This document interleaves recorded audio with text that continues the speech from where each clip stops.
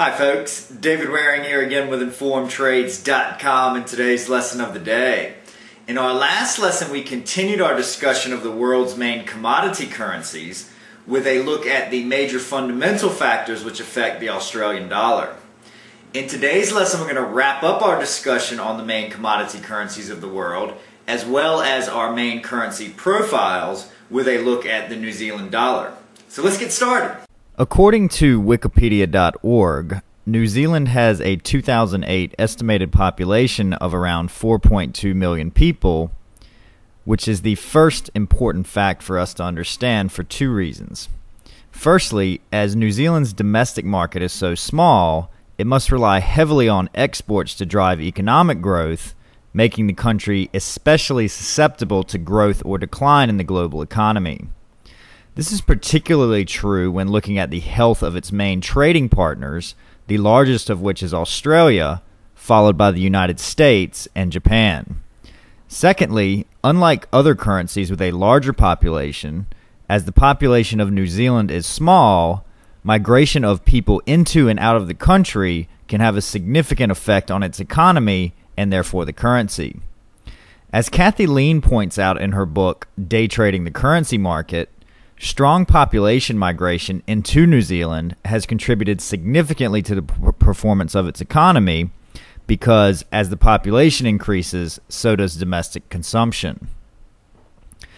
Like Canada and Australia, New Zealand is a country with vast natural resources, making the economy and therefore the currency heavily reliant on exports of commodities such as wool, food, dairy products, wood, and paper products.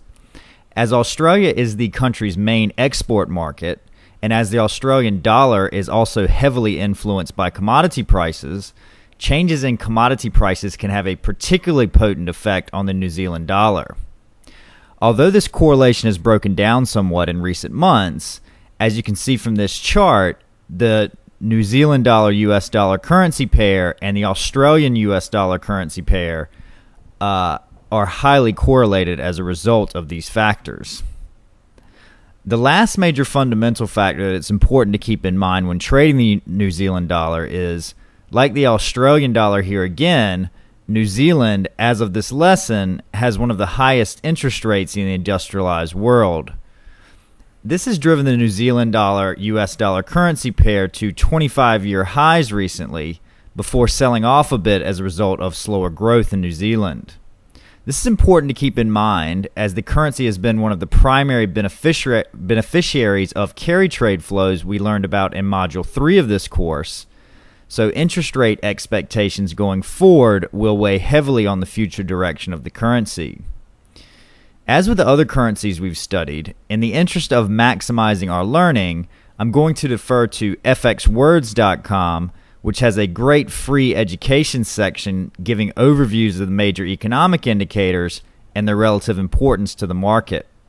For updates on when each indicator is released, as well as analyst forecasts, I recommend visiting the global calendar at dailyfx.com, which you can find at the top of the home page. For the link to the indicator page on fxwords.com, you can look right below this video on InformedTrades.com. That's our lesson for today, and that wraps up our lessons on the commodity currencies and other main currencies of the world. In our next lesson, we're going to begin the last module of this course, which will cover resources which can be used in strategy development, which are specific to the FX market. As always, if you have any questions or comments, please feel free to leave them in the comment section below, and good luck with your trading.